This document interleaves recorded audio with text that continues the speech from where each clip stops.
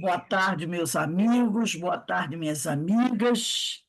Nós estamos aqui na Sociedade de Estudos Espíritas Francisco de Assis.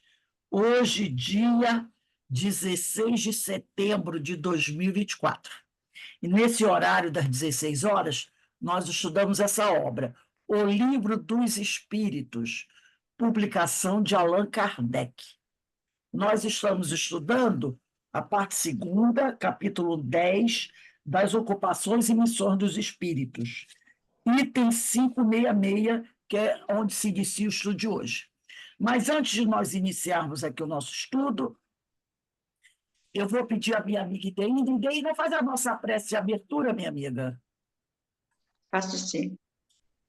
Agradecendo a Deus por esse momento, ao nosso Mestre Jesus, que a luz se faça sobre todos os irmãos, encarnados e desencarnados, para que possamos ter um estudo de muita paz, de muito esclarecimento e de muito entendimento. Pai de misericórdia, que a sua luz se faça, amparando a todos que aqui se encontram nesse momento. Que assim seja, Senhor. Graças a Deus. Graças a Deus. Lembrando a todos os nossos irmãos, boa tarde, Ana Constantina, que hoje, às 18h40, nós teremos a nossa palestra pública, que faz parte do painel espírita Todos pela Vida, né? Nesse mês de setembro, que é o mês do Setembro Amarelo, né? Voltando, relembrando a questão do suicídio. E hoje a nossa palestra terá como tema: Suicídio não é escolha, mas um ato de desesperança. Quem vai fazer a nossa palestra é a nossa amiga Maria Martorelli. Tá? Inclusive, eu pedi ao pessoal para compartilhar, mandei hoje de manhã o link, depois eu vou mandar novamente, né? Porque é um tema muito importante e que todos temos necessidade de estar sempre ouvindo falar, né? Recebendo orientações para nos ajudar. Então, vamos lá à nossa questão. 566 de O Livro dos Espíritos. Kardec pergunta a seus espíritos: o espírito que haja cultivado na Terra uma especialidade artística, que tenha sido, por exemplo, pintor ou arquiteto, se interessa de preferência pelos trabalhos que constituíram o objeto de sua predileção durante a vida na Terra. Então, ele quer saber se um Mozart, por exemplo, um Van Gogh, né? E Niemeyer, que ele falou aqui do arquiteto, né? E aí, como ele falou arquiteto, eu vou lembrar do Niemeyer, né? E que já partiu, foi um dos maiores arquitetos que o mundo já conheceu, né? Então, vamos pensar no Mozart, vamos pensar no Beethoven, vamos pensar no Van Gogh, vamos pensar no Niemeyer, um grande cantor, Pavarotti. Então, ele quer saber se um espírito que aqui na Terra, né, foi um grande artista que cultivou a arte, como um pintor, um arquiteto, se interessa de preferência pelos trabalhos que constituíram o objeto de sua predileção durante a vida. Quer dizer, ele quer saber se o Van Gogh, no plano espiritual, se interessa pela pintura, se o Pavarotti, no plano espiritual, se interessa pela música, se o Niemeyer, que foi um arquiteto, vai se interessar pela arquitetura, se o Van Gogh um Van Gogh vai se interessar pela pintura e vai por aí assim, né? E ele diz aqui: tudo se confunde no objetivo geral. A resposta dos espíritos: se for um espírito bom, esses trabalhos o interessarão na medida do ensejo que lhe proporcione de auxiliar as almas a se elevarem para Deus. Então, olha só, por exemplo, o Mozart, vamos falar de Mozart. Dizem os amigos espirituais que ele se encontra já no planeta mais elevado, acho que é Júpiter, né? Os amigos espirituais, até inclusive tem publicações na Revista Espírita, dizendo que ele se encontra, que era um espírito elevado, se encontra lá no plano espiritual. Então, isso aqui, ele fala o seguinte, que o Mozart, vou usar o exemplo do Mozart aqui, que ele não só se interessaria pela música, porque todo mundo sabe que ele foi, né, um grande compositor, Mozart, mas se interessaria também pelas outras artes, pela pintura, né? Pela arquitetura, pela escultura, pelo paisagismo. Olha Burle Marx, né? Um grande paisagista, um artista, né? Deixou várias obras, vários jardins prontos para a nossa admiração. Burle Marx, né? Então ele diz, tudo se confunde no objetivo geral. Esse grande artista, dependendo da. Ele não só se interessaria pela área dele, a música, a arquitetura, a escultura, mas por todas as artes em geral. Agora, sendo ele um espírito bom, ele vai se interessar por essa arte se ela puder proporcionar, tá, aos homens, aos espíritos em geral, um meio de se elevarem para Deus. Entendeu? Se essa arte puder auxiliar os homens a se elevarem para Deus, ele vai se interessar. Mas se essa arte que ele desenvolveu na Terra, por exemplo, a arte do cinema também, né? Do teatro, essa arte que ele desenvolveu aqui na Terra, é para ele. Só foi importante para arrumar dinheiro, só foi importante para ele conseguir fama e fortuna, sucesso, ficar nas redes sociais, para ele não vai. Muito pelo contrário, né? Às vezes essa arte pode até ter ajudado a ir mais fundo do buraco, não é verdade? Nós temos, por exemplo, artistas, escritores, teatrólogos, roteiristas, que só fizeram, por exemplo, vamos pensar no cinema, que é uma arte.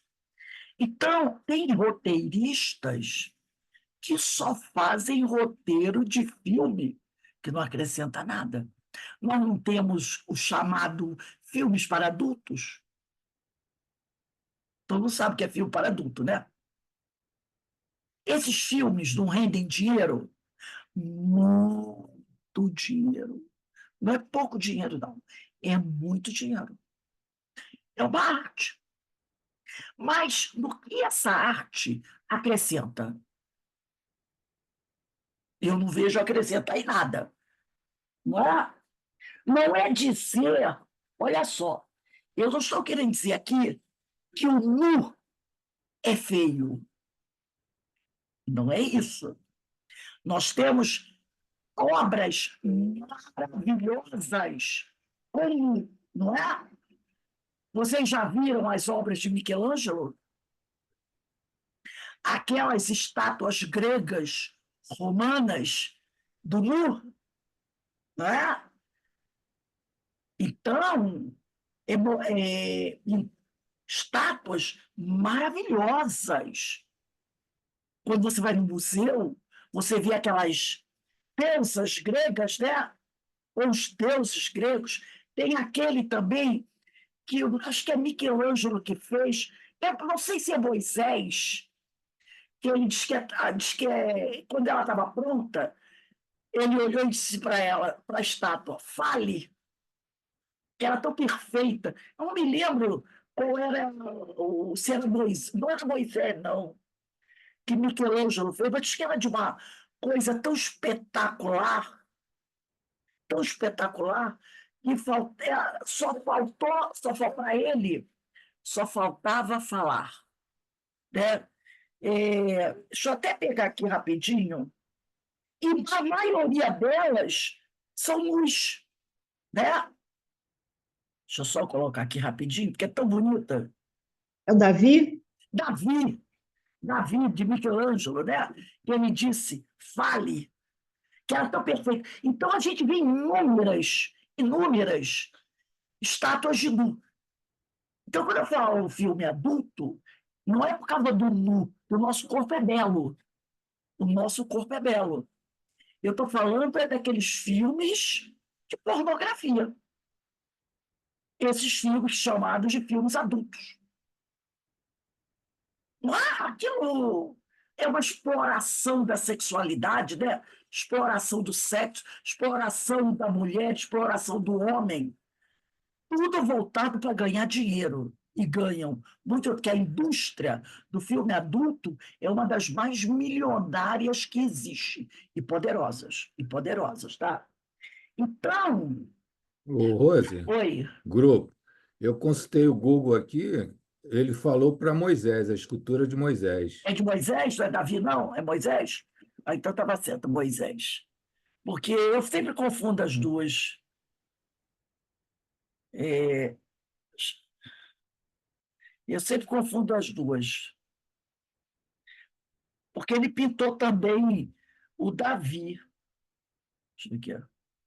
É Moisés, é lindo. A pintura não, a escultura que é Davi. Escultura, é porque Moisés está sentado. Ele está sentado e tá vestido. Deixa eu ver aqui o Davi. Ah, é o Davi, é o Davi. Tem ele aqui de corpo inteiro, né? Aqui, ó. Olha ele aqui, a estátua é belíssima. Escultura de Davi, de Michelangelo. Ele é completamente nu, de frente.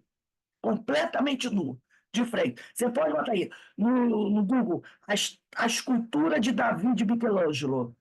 Sim, essa é o nu de É o Davi, nu, é porque eu estou mas a falando nu, né? escultura que Miguel Ângelo fez e que ele falou fale é o de Moisés. É de Moisés? É porque É Moisés o que está ele achou sentado. perfeita, a Ah, escultura é o tá. de Moisés.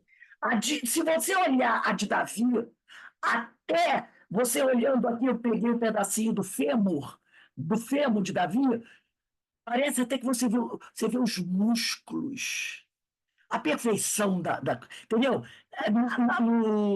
No mármore, você vê perfeito os músculos do braço, os músculos da perna, é uma perfeição. E é um nu, entendeu? Ele está em pé, é um nu de frente. Então, esse nu é belíssimo. É diferente desse outro tipo de arte, que é do sexo, e esse sexo explícito, essa coisa, né, terrível. E a gente sabe quantas coisas terríveis advêm dessa arte. Vem escravidão de mulheres, de homens, jovens que são sequestradas para servir a essas empresas de cinema, que usam essas jovens, são escravizadas de países do leste europeu e são obrigadas a fazer esses filmes, crianças até, e vai por aí afora. Então, o que os espíritos bons se interessam é pela essa arte que auxilia as almas a se elevarem para Deus. Essa é a arte que os espíritos se interessam. Essa arte vulgar, não. Não. Aí diz aqui, ademais, esqueceis que o espírito que cultivou certa arte na existência e que o conheceis, vamos pensar no Michelangelo, já que falou do santo dele, pode ter cultivado outra em anterior existência, pois que lhe cumpre saber tudo para ser perfeito. Então, se Michelangelo foi um grande escultor, um grande pintor, lá no passado, antes de ser Michelangelo, ele pode ter sido um músico, entendeu? Ele pode ter sido um músico, pois que lhe cumpre saber tudo para ser perfeito. Então, ele tem que cultivar vários tipos de arte. Aí ele continua aqui. Assim, conforme o grau de seu adiantamento, e com certeza Michelangelo já está bastante adiantado, pode suceder que nada seja para ele uma especialidade. Então, no ponto em que Michelangelo se encontra, se ele, como Michelangelo, foi uma diva da escultura, Pode ser para ele que esse título de diva da escultura já não seja importante para ele. Porque, ao mesmo tempo que ele foi diva da escultura, ele pode ter sido uma diva da música. Entendeu? Uma diva da arquitetura. Diva, quando eu digo no sentido de estrela, né? Estrela. Então, ele pode. A ideia é ter sido bom em tudo, para que ele possa ter a perfeição. Foi o que eu quis significar, diz o amigo espiritual, dizendo que tudo se confunde no objetivo geral. Então, quando Kardec pergunta aos espíritos se o espírito que cultivou aqui na Terra uma especialidade na arte, se ao desencarnar ele tem preferência por essa especialidade. Então, ele quer saber se, por exemplo, Michelangelo, se ele tem preferência pela escultura da especialidade. E eles dizem que não, porque tudo se confunde no objetivo geral. Porque ele vivenciou, ou está vivenciando, todas os tipos de arte. Então, ele não vai ter uma preferência. E que a ideia é que essa arte, se ele é um espírito elevado, tem um objetivo, que é ajudar os homens a se elevarem para Deus. Agora, se a arte não ajuda os homens a se elevar para Deus, para os espíritos ela não tem valor. Entendeu? Aquela arte que ele cultivou não tem valor. Aí ele diz aqui,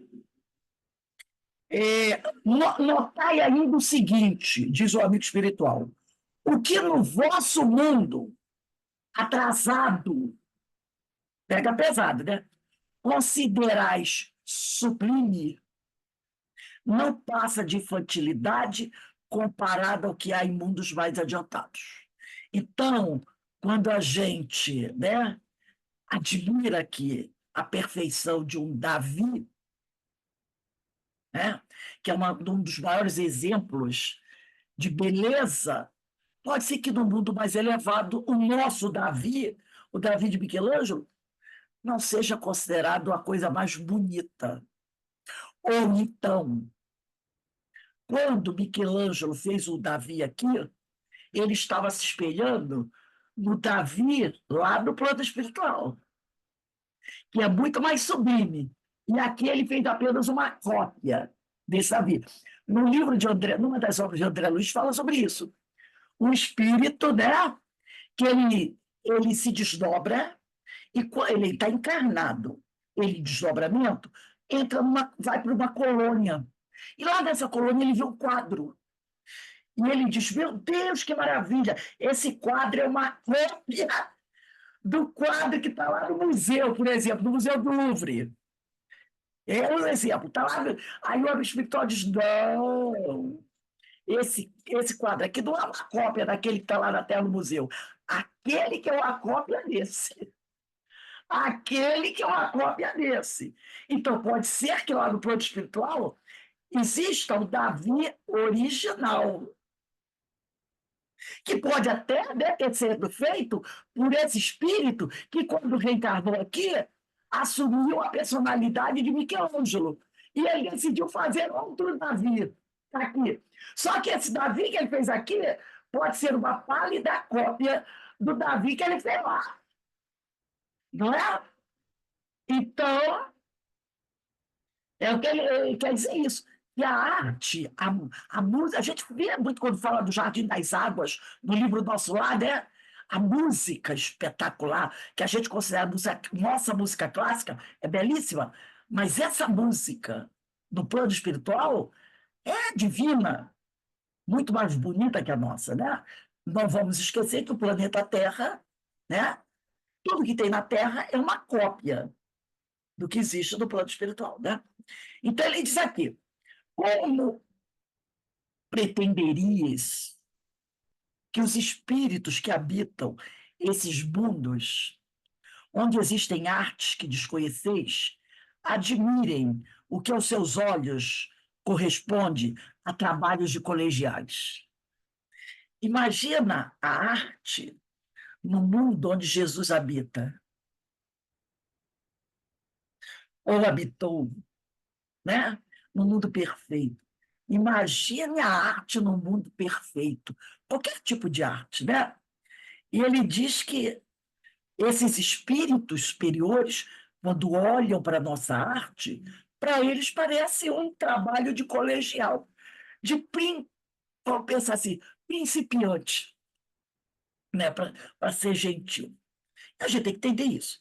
Por isso disse eu, o amigo espiritual falou, por isso disse eu, atentam no que demonstra progresso. Para o espírito superior, o valor da arte é se é que ela transmita, demonstre progresso. Se ela serve para ajudar o homem a progredir, palmas para ela.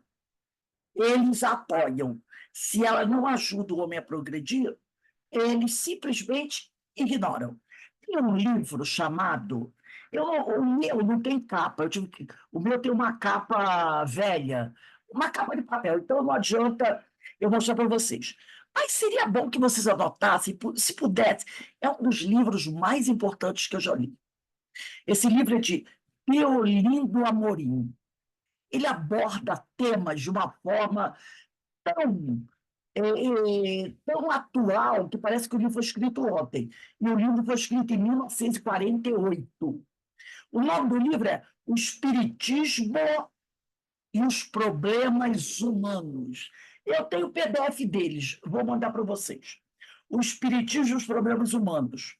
Ele tem uma nova versão, porque quando ele foi reeditado, o Deolinda Amorim, ele quis reeditar esse livro, até para incluir no livro temas mais... Porque quando ele escreveu, em 1948, esse livro, o mundo apresentava um tipo de problema. Quando ele morreu, lá em 1970, 80 e poucos, havia novas visões de problemas. E ele pensou em reeditar. Começou a reeditar e introduzir coisas novas. Mas aí ele já estava muito doente.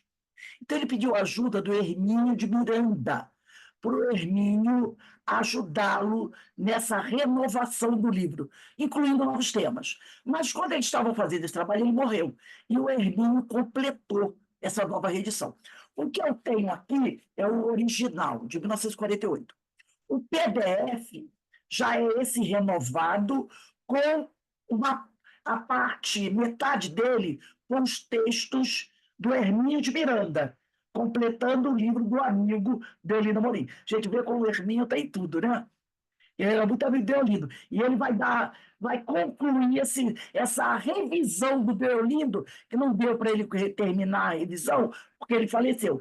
E o Hermínio concluiu. Esse que eu mando. Vou mandar para você, que o original mesmo, ele não tem PDF, só tem essa revisão. O meu está tão velho, tão velho, tão velho, que, nossa senhora, se vocês verem, vocês vão ficar abestalhados. E aqui ele trouxe um trechinho falando da arte. O Deolindo Amorim, todo mundo conheceu o Deolindo, ele era jornalista. Inclusive, ele era pai daquele outro jornalista, que também já desencarnou, Paulo Roberto Amorim, acho que era Paulo Roberto Amorim, não tenho certeza. Eu sei que era Paulo Amorim. Aí ele era pai dele, os dois eram jornalistas, né? Então, o Deolindo diz assim: o espiritismo interessa-se pela arte em si mesma, no sentido mais elevado possível, como corolário de suas conclusões filosóficas. No terreno propriamente humano, é intuitivo que a doutrina espírita há de ter em alta conta as diferentes manifestações da arte, seja como atividade indispensável ao espírito, olha só, e está dizendo aqui que a arte é uma atividade indispensável ao espírito, tá? Seja como elemento fundamental na educação do homem, para saber avaliar e sentir o belo. Então, ele mostra aqui, o Deolindo, que a arte, tá, é uma atividade indispensável ao espírito e é um elemento fundamental na educação do homem, para que o homem possa saber avaliar e sentir o belo. Aí ele continua. Está prevista, aliás, na codificação de Allan Kardec, a influência do espiritismo nas artes. E ele traz um trecho aqui, um trecho do livro Obras Póstumas, que diz assim: a decadência das artes neste século, é o século XIX, isso é Kardec falando, a decadência das artes nesse século XIX resultou, inevitavelmente, da concentração dos pensamentos sobre as coisas materiais. Concentração essa que, a seu turno, é o resultado da ausência de toda a crença, de toda a fé na espiritualidade do ser. Aí a gente vê, né, o materialismo, né? O materialismo no século XIX teve uma força muito grande. Isso levou a uma decadência das artes, porque quem conheceu os renascentistas e outras coisas mais, né? Que coisa maravilhosa, né? Aí ele diz aqui: as artes não sairão do torpor em que jazem, senão por meio de uma reação no sentido das ideias espiritualistas. Então, Kardec diz que, no século XIX, a arte estava como no torpor. E ele diz que a arte só iria sair desse torpor por uma reação das ideias espiritualistas. Isso está em Obras Póstumas. Aí volta o Deolindo a falar: não se pense, pois, aí ele faz um alerta, que como Kardec falou, que a arte do século XIX só ia sair desse torpor, né, se ela, por reação das ideias espiritualistas, agora o Deolindo dá uma observação, ele diz assim: não se pense, pois, em introduzir no meio espírita, em nome das artes, cerimônias e ladainhas. Porque tem gente que já pensa, então a arte vai sair torpor através da reação das ideias espiritualistas, então vamos colocar dentro da doutrina, né, cerimônias e ladainhas, como se tais exterioridades tivessem alguma significação espiritual. O espiritismo trabalha precisamente para evitar a banalização das artes. O espiritismo quer a espiritualização das artes, infelizmente, ainda muito materializadas. Já se vê, portanto, que o espiritismo alcança plenamente os problemas humanos, sem excluir os que dizem respeito às artes. Então, então ele diz que o espiritismo alcança plenamente os problemas humanos, quer dizer, pode ajudar a solucionar os problemas humanos, tá? Sem excluir as artes, porque as artes também poderão ajudar o homem nessa busca pela solução dos nossos problemas, através como ele falou, né, da admiração do belo, né, de nos levar a pensar, a meditar sobre o belo. Tudo isso pode ajudar nas questões humanas, não podem? Eu acho que podem, né? Vou voltar aqui agora para a questão 566A, de O Livro dos Espíritos. Aí Kardec vai fazer outra pergunta aqui. Concebemos que seja assim, em se tratando de espíritos muito adiantados. Então, o que ele está dizendo? O que você falou aqui sobre a arte, né?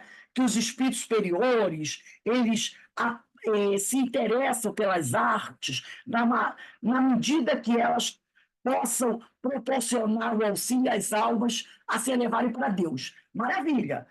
E aqueles outros espíritos que não são superiores? É sobre isso que a gente quer falar agora. Concebemos que seja assim em se tratando de espíritos muito adiantados. Agora, referimos-nos, porém, a espíritos mais vulgares, que ainda assim não elevaram acima das ideias terrenas. E a arte, né, para esses espíritos? Como é que ela pode ser encarada? Aí ele vai dizer assim, com relação a esses, né, só um instantinho, gente. Com relação a esses casos, com relação a esse, o caso é diferente. Mais restrito é o ponto de vista de onde observam as coisas. Podem, portanto, admirar o que vos cause admiração. Então, para aquele espírito inferior, que aqui na Terra foi um artista, vamos pensar nesses que faziam esses filmes, né? Que é um tipo de arte, não vamos negar. Eles podem, quando desencarnar, continuar admirando o que eles admiravam aqui. Eles podem continuar, vamos dizer assim, inspirando outros a realizarem a arte que ele realizava. Entendeu? Então, de repente, um roteirista de filme para adultos, um diretor de cinema, que é um tipo de arte, não é qualquer um que é diretor, né, de um filme. Um diretor de cinema, de filme para adultos, de filmes desses de terror, de guerra, desses filmes de matança, de coisas terríveis que tem por aí, de filmes de guerra, aquela coisa toda. Ele, no plano espiritual, vai continuar admirando o que ele admirava aqui. E pode inspirar outros homens aqui na Terra a prosseguir com esse tipo de arte. Entendeu? Olha que a diferença do superior para o inferior. Se ele é o espírito inferior e gostava desse tipo de arte aqui, quando desencarnar, ele vai continuar gostando do mesmo tipo de arte e pode querer influenciar outros encarnados a desenvolverem essa arte que ele desenvolvia. Então, o que ele diz? Depende do quê? Do grau evolutivo de cada um. Entendeu? Depende do grau evolutivo de cada um. O Menezes sempre conta um caso aqui para gente, é que ele não está aí hoje, de um diretor de cinema, que um dia, quando ele estava fazendo doutrinação na mesa em que ele trabalhava, mesa mediúnica, esse espírito veio. Era diretor de cinema, diretor de teatro, roteirista, escritor de várias obras, né? As obras dele, para mim, tem gente que considera ele um gênio.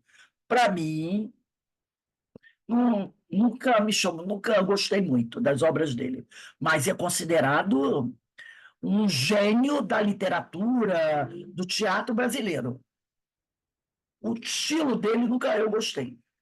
Aí o Menezes conta que eles veio à mesa, não se identificou, mas deixou pistas para que você pudesse identificá-lo. E ele disse que se arrependia muito da arte, do trabalho dele, entendeu? Que o trabalho dele foi muito focado no objetivo. Quase todas as obras dele, não vou dizer todas, que eu não conheço a obra toda, mas eu conheço muitas obras dele, tanto do teatro como na literatura. Quase todas tinham o mesmo ponto X. Eu acho que poucas foram exceção. E ele deu esse depoimento, falando de um certo arrependimento que ele tinha, como também tem um escritor russo, e que eu não quero cometer nenhum erro aqui, é um filme, quem gosta de filme vai lembrar, Ana Karenina, eu vou colocar aqui, só para confirmar o nome dele. Eu acho que é Dostoiévski, não tenho certeza se é Ana Karenina, não, desculpe, eu sabia que, por isso que eu sempre tenho dúvida, eu confundo. É Tolstói, Lev Tolstói, Ana Karenina. Esse filme, Ana Karenina, né, esse livro, na realidade é um livro, né, ele trata do suicídio de uma mulher, um romance, sabe aqueles dramas? É belíssimo, uma obra maravilhosa, tá? É uma obra maravilhosa.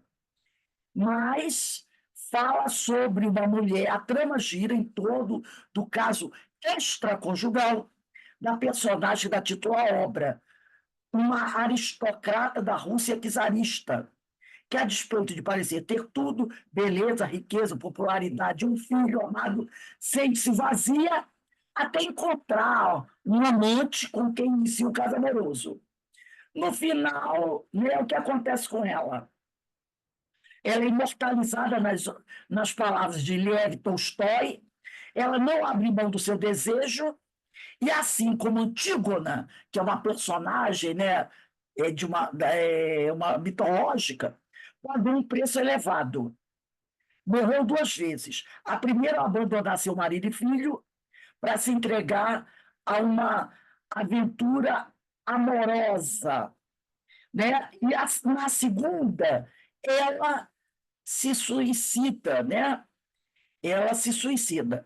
E termina com o suicídio da personagem. Depois que essa obra veio a lume, fez um sucesso extraordinário na época, o número de pessoas que vivenciavam, né, essa obra de 1873, século XIX, o número de pessoas que vivenciavam dramas como esse e que se suicidaram aumentou estrondosamente.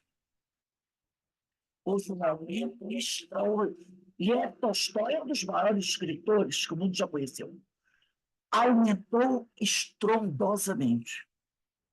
E os amigos espirituais, houve uma mensagem dele dizendo do arrependimento dele de ter escrito a obra, com esse cunho do suicídio. Porque muitas jovens, homens e mulheres, que lá do século passado viviam esses romances proibidos, a maioria escolhia no final o suicídio. Entendeu? Então ele falou que a obra dele causou esse problema, que muitos se inspiraram na obra. E a gente sabe que tem isso, não sabe? Muitos se inspiraram na obra para tirar a própria vida frente a dificuldades. Fala, minha amiga Iracia. A partir desse momento em que ele escreve, né, essa peça, e que isso acarreta em muitos suicídios, enfim, isso para ele, como escritor, acarreta muito peso? Sim. Tanto que ele se sentia responsável. A mensagem que ele trouxe foi essa, que ele se sentia muito responsável. Por ter feito esse tipo de coisa e ter acarretado tantas tragédias. Então isso vai acontecer com qualquer escritor, com qualquer pessoa que faz arte de uma maneira geral, que pode trazer consequências. Sim, então, para ele está se prejudicando. Pode, dependendo do que você está fazendo, sim. Mesmo inconscientemente. Você quer ver uma coisa? Vamos baixar o nível. Essas músicas que exaltam o uso de drogas, cocaína, maconha, heroína, essas músicas que exaltam o sexo desenfreado, como a gente tem por aí algumas, não tem? Que toca no carro, o carro vai passando pela rua, vocês não ouviram, não? Uhum. Faz aquele carro tocando música, com aquelas letras horrorosas, falando de palavrão, falando de usar drogas, né? Esse tipo de música, esse tipo de arte.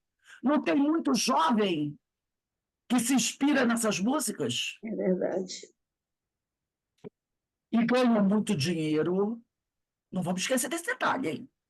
Muito dinheiro com esse tipo de música. Muito. Tem uns aí que não sabem nem assinar o nome, mas usa aquele colar de ouro dessa grossura corrente, com a medalhona desse tamanho, tem avião, carro, tem 3 aviões, 10 mansões, tudo com esse tipo de coisa. Isso vai pesar, não vai, gente? Isso vai pesar o dia. A cada um segundo suas obras, diz Jesus. Né? Vamos à questão 567. Costumam os espíritos imiscuir-se, quer dizer, misturar-se, né, em nossos prazeres e ocupações? Os espíritos vulgares, como dizes, costumam. Os vulgares topam qualquer coisa e se acham no direito de fazer qualquer coisa. Esses nos rodeiam constantemente e, com frequência, tomam parte muito ativa no que fazeis, de conformidade com suas naturezas. Olha aí a questão 459. Rapidinho aqui, a 459.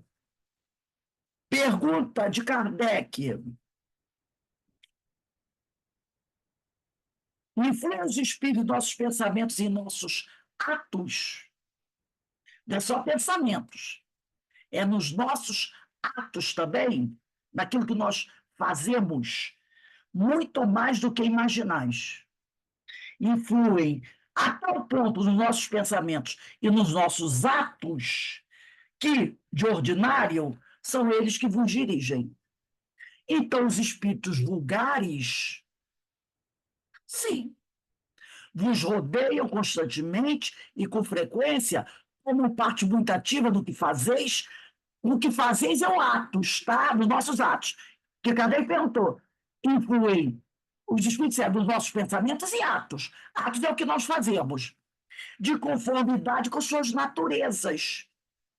Se a natureza dele é bem inferior, muito mais ele vai influenciar.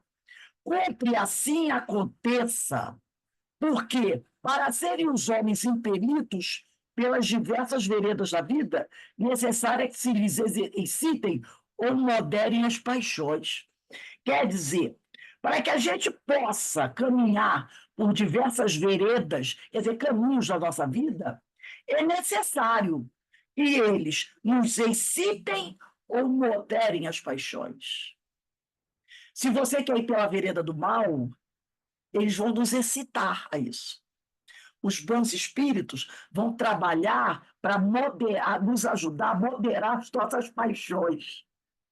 Então, os superiores vão, às vezes, se imiscuir, quer dizer, penetrar, vão se envolver em certos momentos da nossa vida para nos ajudar a gente a moderar as nossas paixões. Então, você vai ter, de repente, o doutor Bezerra junto a uma Ivone, um Charles junto a uma Ivone, para ajudá-la a moderar as paixões dela, que levaram ela para onde? Para o desastre. E eles não. Quem está lendo Recordações da Mediunidade está vendo o quanto Charles interferiu na vida dela. Não foi?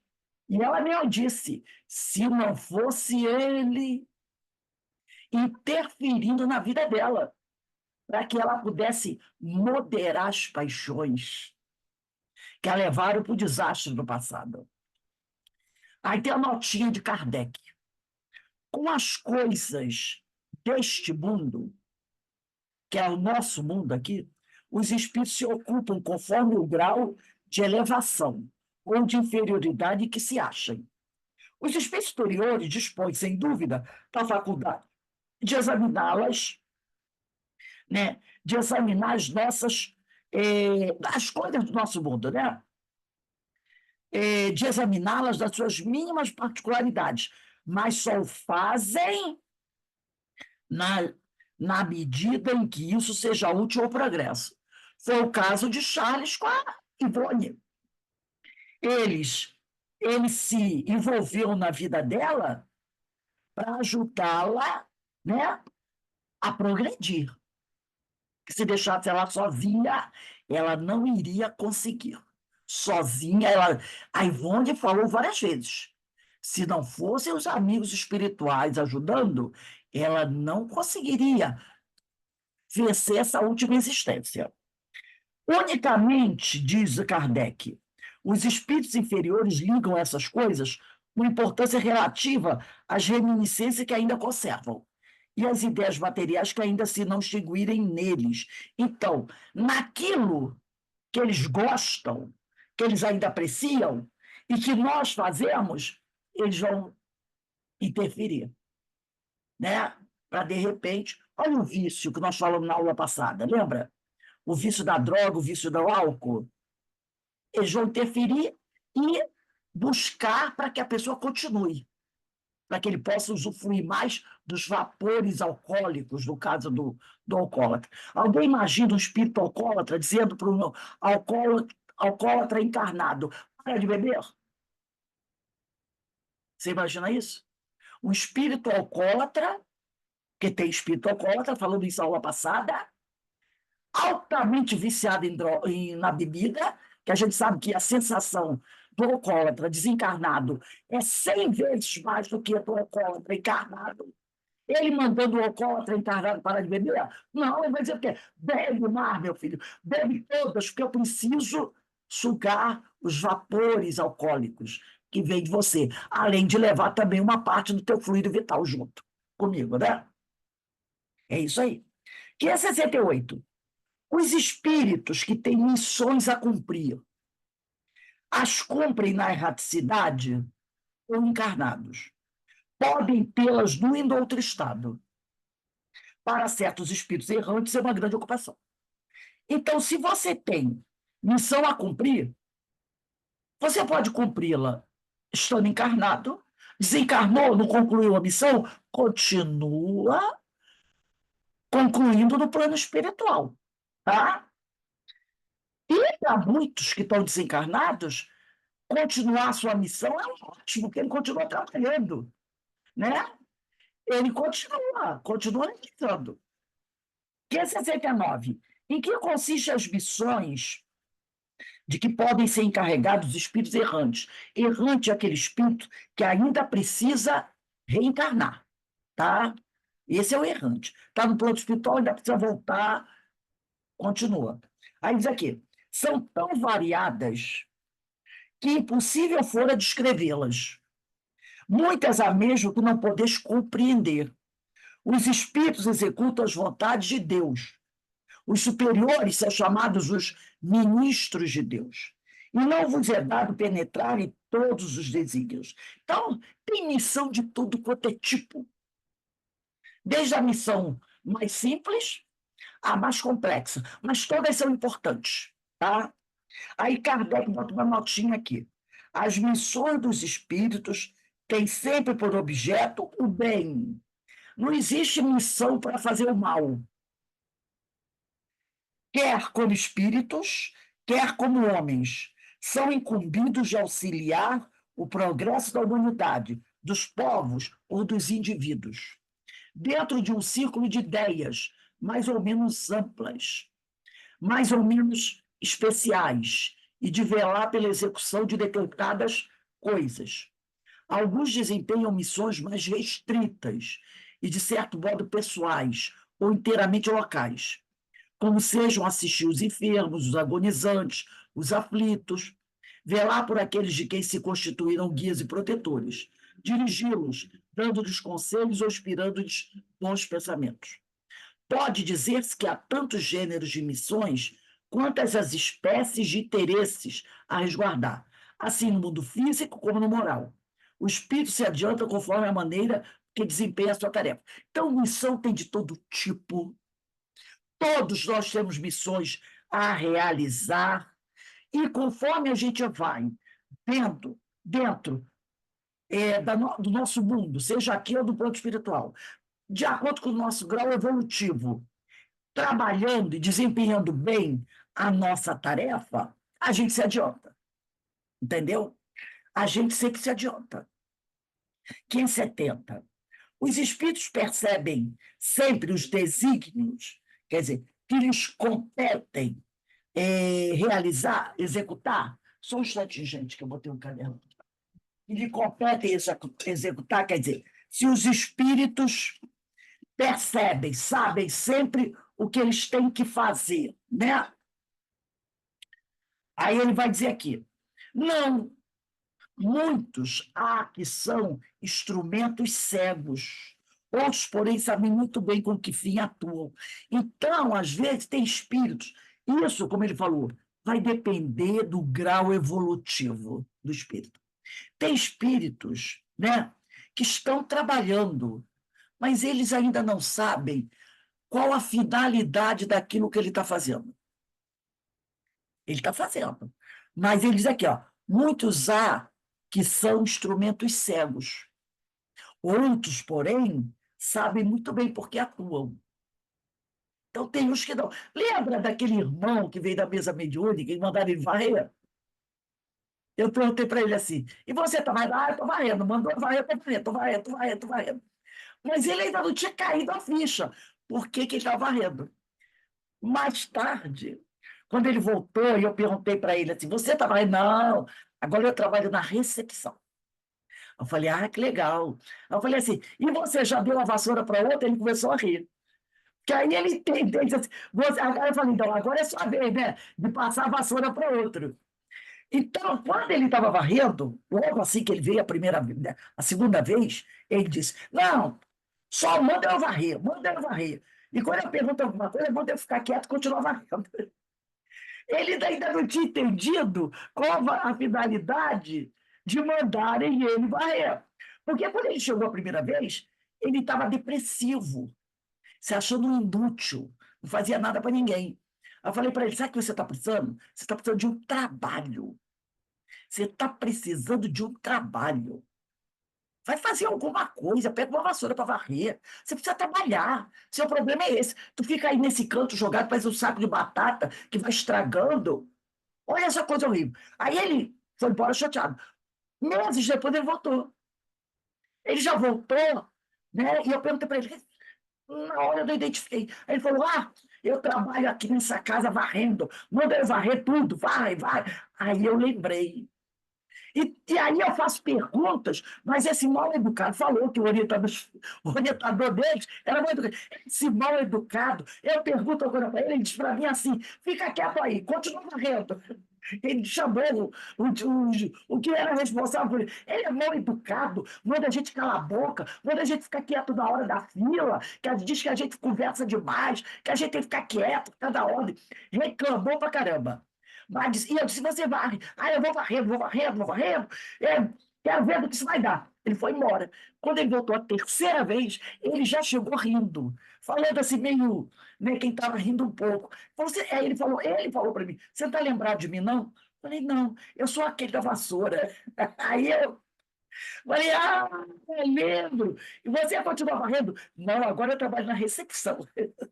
Eu falei, e você varreu muito? Ele varreu muito, mas agora eu estou na recepção, estou estudando, né? Aí falou, elogiou, agradeceu a todo mundo. Aí antes dele ir embora, eu brincando, falei para ele, agora é você que vai dar a vassoura para alguém, né? Ele, é, aí riu e foi embora. Quer dizer, quando ele estava varrendo, ele não entendia o porquê que ele estava varrendo. Que era ter uma ocupação, era fazer algo de útil. Agora que ele estava na recepção, ele entendia por que ele tinha trabalhado tanto varrendo. É o que ele fala aqui. Quando Kardec pergunta, os espíritos percebem sempre, olha a pergunta de Kardec, os espíritos percebem sempre os desígnios que lhes compete executar? Eles dizem não, sempre não. Muitos há que são instrumentos cegos. É a vassoura. Quando ele estava varrendo. Outros, porém, sabem muito bem com que fim atuam. Agora, na recepção, ele sabe com que fim atua. Que não deve nem mais estar na recepção, já deve estar em outro trabalho. Né? 571. Só os espíritos elevados desempenham missões. Aí os espíritos respondem. A importância das missões corresponde às capacidades e à elevação do espírito. O estafeta é o cara que entrega a carta, tá? É o nosso agente do correio hoje, é o nosso carteiro de hoje. O estafeta, que leva um telegrama ao seu destinatário, também desempenha uma missão, se bem que diversa da de um general. O nosso companheiro que trabalha na Columbe também executa uma missão. Diferente do carteiro. Não quer dizer que a missão dele seja menos importante que a do carteiro. Entendeu? São duas missões importantíssimas. O que varre a rua, e a gente sabe o quanto é importante, quando fica 2 dias sem passar a Columbe, olha o problema. Como o carteiro, o que entrega a correspondência, como do motorista de ônibus, como do trocador, são todas missões importantes. Agora, A missão corresponde à capacidade e à elevação de cada um. Então, você não vai pegar para uma pessoa que mal sabe assinar o nome a tarefa de elaborar uma vacina como do Covid. Você vai dar para ele? Porque aquilo foi uma missão, não foi? Então, tem que ser alguém que esteja em condições de realizar aquela missão. O sujeito que faz a vacina, ele pode varrer uma rua, não pode? Ele pode. Mas o que varre a rua, aquela pessoa que trabalha, ele tem condições de fazer a vacina para o Covid-19? Não. Vai depender da elevação. Não é? Da pessoa. Aquele que desenha, o arquiteto que desenha um prédio para fazer um hospital, ele não pode entregar uma correspondência? Pode. Mas o que entrega a correspondência, se ele não for o arquiteto, porque tem muito arquiteto aí trabalhando, né, hoje em dia, em outras tarefas, ele não pode desenhar um prédio, dar um habite de um imóvel, porque ele não tem essa qualidade. Mas todas as missões são importantes, tá? Que é 72. A missão de um espírito lhe é imposta ou depende da sua vontade? Ele a pede e ditoso se considera, se obtém. Então, a nossa missão, nós pedimos. Nós pedimos a Deus. Não é que você diga assim, a missão, eu acredito que não é aquela assim, Senhor, por favor, me dá a missão para ser um médico, que eu quero ajudar as pessoas. Nós pedimos a missão, Senhor, eu quero uma missão onde eu possa ajudar as pessoas, ajudar o meu próximo. Não é? Você pode ser tudo. Você pode ser um trabalhador da CONURB, você pode ser um carteiro, você pode ser um professor, você pode ser um fiscal de aluno, você pode ser uma merendeira, você pode trabalhar no supermercado, você pode trabalhar numa farmácia. Qualquer tarefa que auxilie o seu próximo é uma missão. Então, Deus, a missão que eu tenho que pedir assim, Senhor, eu quero uma missão onde eu possa servir ao meu próximo, ajudar o meu próximo a progredir. Aí o Senhor nos dará a missão, de acordo com as nossas condições. E ele não erra na missão, né? Ele não erra, ele dá a missão certinha. Porque se ele errasse, alguém poderia dizer assim, Senhor, eu falhei na missão, porque o Senhor me deu uma missão que eu não tinha condições de realizar. Entendeu? Que a gente é danado para arrumar desculpa, né? O senhor me deu uma missão aí, ó, eu não podia fazer essa missão, não. Mas ele vai dizer assim, tipo, toma vergonha, seu cara ter vergonha.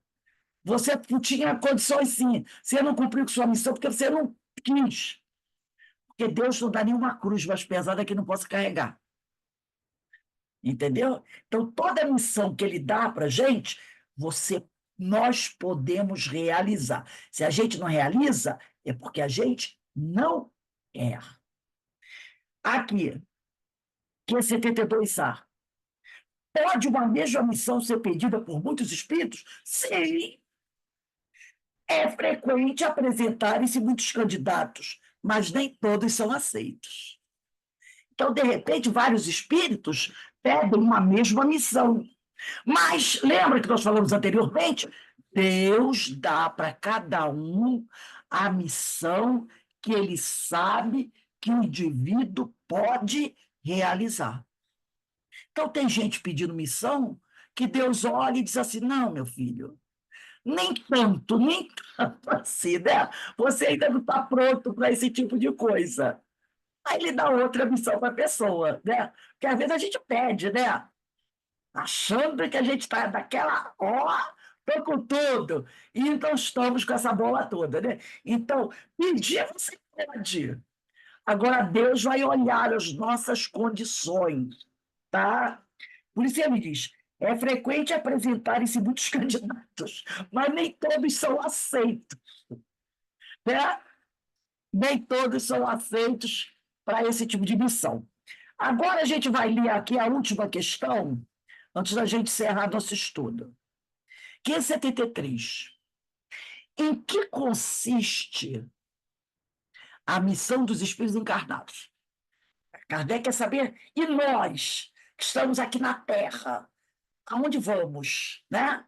Nós, vamos deixar os desencarnados para lá. Nós. Aí eles vão dizer assim: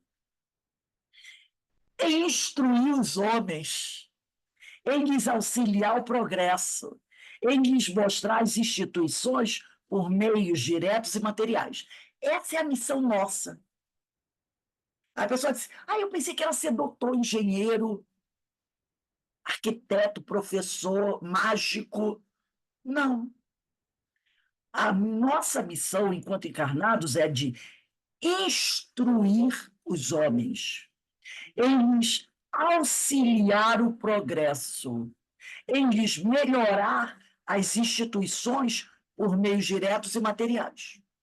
É o que a gente fez. Quem aqui, né, trabalhou, ou às vezes a pessoa nunca trabalhou de carteira assinada, mas foi uma boa dona de casa, um bom pai, uma boa mãe. Quer missão mais danada do que essa, paternidade e maternidade? Jesus, Maria, José, né, gente? Não é para todos. Vocês sabem disso, né? Nem todos serão bons pais ou boas mães. Nem todos serão bons educadores dos espíritos que receberam das mãos de Deus para orientar. Que missão danada é essa, hein, gente? E quando a gente falha nessa missão, dá um problemão, não dá? Um problemão muito, muito grande. Então, a gente vê, as missões são várias. Às vezes, uma mulher nunca trabalhou de carteira assinada, mas ela tinha casa para cuidar, tinha os filhos para o educar. Que missão extraordinária é essa? Ajudar o espírito que chega à Terra a progredir. E o sucesso desse espírito, muito vai depender de quem? Da mãe e do pai. Depois que ele for adulto, aí é por conta dele, não é? Mas a base vem de onde? Da família. E quando o pai e a mãe falham?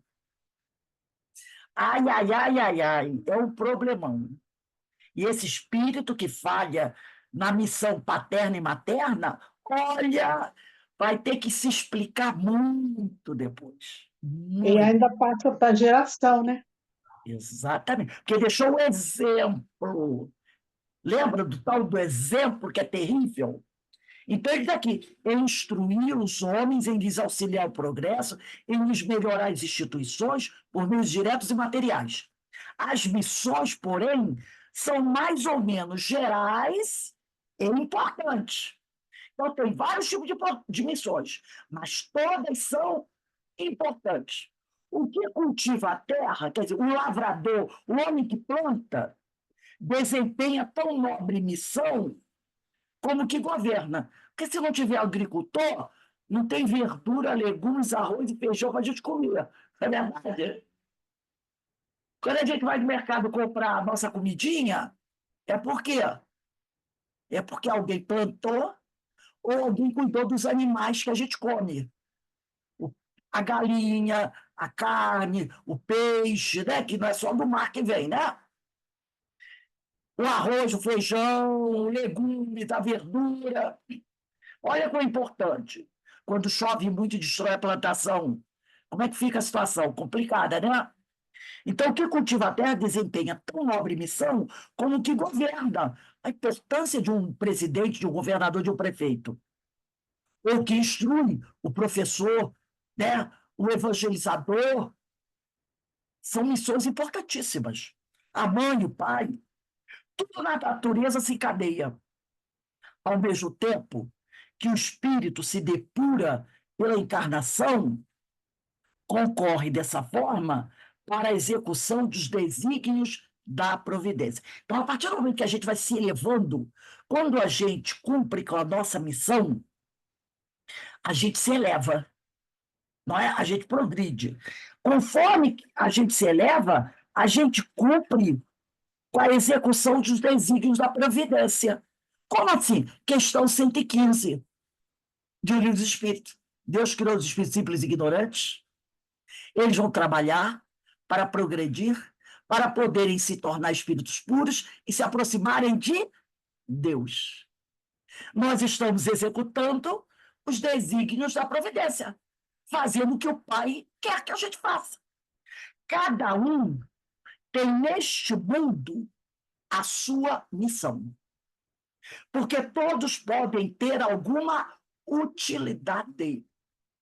Todos têm alguma utilidade. Aquele que não faz nada, não é porque ele não tem a capacidade, é porque ele não quer. Porque todos nesse mundo têm alguma utilidade. Eu vou encerrar aqui a nossa aula com um trechinho do Deolinda Amorim, desse livro que eu já citei para vocês, O Espiritismo e os Problemas Humanos. O Deolinda Amorim, aqui, ele vai falar sobre a questão do espiritismo, dos espíritas, nessa questão, né, de termos uma utilidade, de fazermos alguma coisa, mostrando, né, a importância da ação. Ele diz assim: para os espíritas, Deolinda Amorim falando, finalmente, o cristianismo não é apático. Tem muita gente que acha que o cristianismo é aquela coisa, né? De vamos devagar, sem muita ação. Esse livro do Deolinda mostra muito isso, sabe? Vamos devagarzinho. E ele diz aqui, para os espíritas, finalmente, o cristianismo não é apático. Se, na realidade, o cristão ficasse apenas na fé, rezando e contemplando o mundo a grande distância, sem participar do trabalho de transformação do homem e da sociedade, jamais a palavra do Cristo teria influência ponderável, né? Então, se o cristão ficasse parado, né, aquela coisa do vamos aguardar o que Jesus vai mandar, Deus vai prover, o tal famoso Deus vai prover, e só vou fazer alguma coisa se Deus prover, a palavra do Cristo não teria a influência que tem hoje. O verdadeiro cristão, o que tem o evangelho dentro de si, e não apenas o que repete versículos e sentenças, não pode cruzar os braços dentro de um mundo arruinado e poluído pelos vícios, pela imoralidade e pelo egoísmo. Então, ele diz o seguinte: nós precisamos trabalhar, nós precisamos entrar em ação. E o grande exemplo disso foi Jesus. Jesus ficava sentado lá na varandinha da casa de Pedro, à beira da praia, tomando água de coco,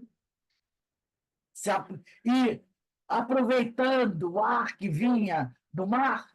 Não, era até na estrada, não era? Divulgando a palavra do Senhor. Trabalhando. Trabalhou todo o tempo que esteve aqui na Terra. E o que ele fez com os discípulos dele? Vão trabalhar junto comigo. Porque ele deixou bem claro: meu pai trabalha até hoje, e eu trabalho também. Tem até uma musiquinha, né? Meu pai trabalha até hoje, e eu trabalho também. Então, o que o Deolinda Amorim fala para a gente é isso: o cristianismo não é apático, tá? E se o cristão ficar só rezando e contemplando o mundo, a palavra de Jesus não tinha se espalhado. E não, até os tempos atuais. E se nós hoje conhecemos a palavra de Jesus, é porque alguém trabalhou muito pela divulgação dela. Né? E aí ele diz, o verdadeiro cristão, o que tem o evangelho dentro de si, e não aquele que só fica repetindo versículo, capítulo e sentença, não pode cruzar os braços, porque nós estamos hoje ainda vivendo dentro de um mundo de provas e expiações. Um mundo que ainda está arruinado e poluído pelos vícios, pela imoralidade, pelo egoísmo. Como ficar parado num mundo desse? A gente não tem... A nossa missão não é essa, que diz aqui na questão 73, instruir os homens em lhes auxiliar o progresso, em lhes melhorar as instituições por meios diretos e materiais. Esse é o nosso trabalho. É olhar, por exemplo, Jesus. Trabalhou o tempo todo. E os seus discípulos trabalharam também. Paulo de Tarso, um grande exemplo de trabalhador, né? E os que vieram até hoje. Chico, como trabalhou. Divaldo, como trabalhou. Dona Ivone, como trabalhou. Algum deles pediu assim, vou tirar um ano sabático, um ano sabático. Você já ouviu algum espírito desses dizer que vai tirar um ano sabático? Ano sabático é ficar paradão, né? Um ano lá paradão, largar tudo, né? Alguém disse assim, Jesus disse assim, não, hoje não, meu filho, estou tirando minha semana sabática. Jamais, né? Esse é o nosso trabalho. Esse é o trabalho do espírito que está na caminhada. Essa é a nossa missão. Trabalhar, trabalhar, trabalhar, trabalhar. Porque somos espíritos mortais. Eu gostaria que alguém falasse aí alguma coisinha, né, para a gente encerrar.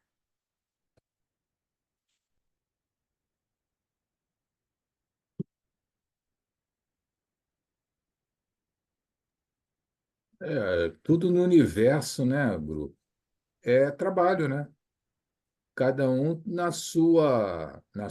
de acordo com o seu talento, de acordo com o seu dom, realiza a sua atividade em prol sempre do bem do próximo. É óbvio que nesse mundo que a gente vive hoje, o interesse pessoal existe demais.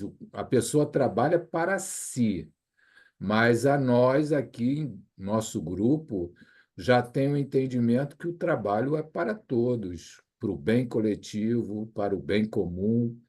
Então, essa é a ideia, e Jesus e todos os espíritos sempre nos fortalecem nesse entendimento, né?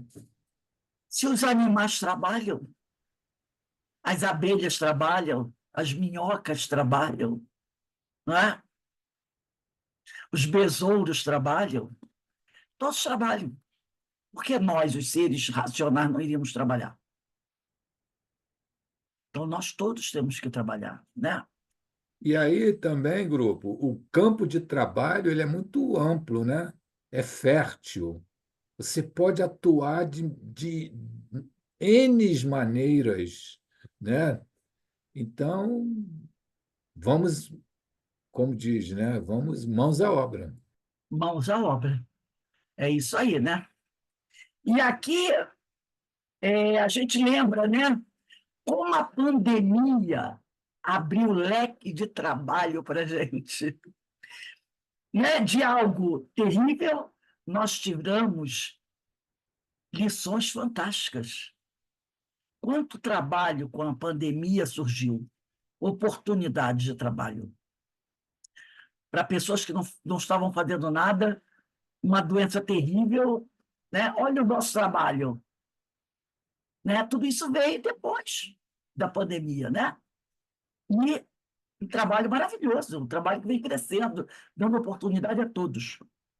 Bem, gente, semana que vem, dia 23/9, 574, tá?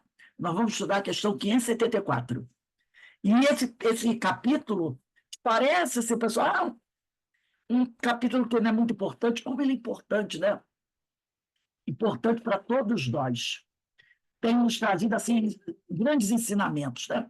Daqui a pouco a gente vai com a nossa querida irmã, outra grande trabalhadora do Senhor, Ivone do Amaral Pereira, né?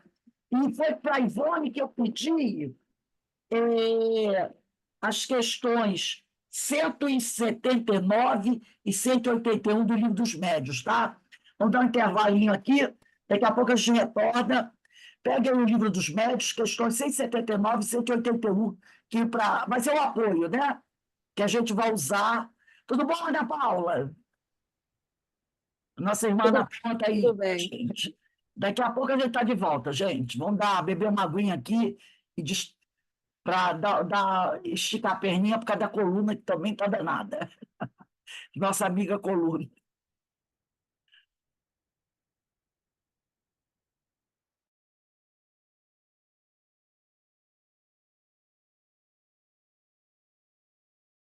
Esqueci aqui rapidinho, hein? Agradecendo a Deus sempre todas as oportunidades que o Pai nos dá de fazermos a nossa tarefa, né? Graças a Deus.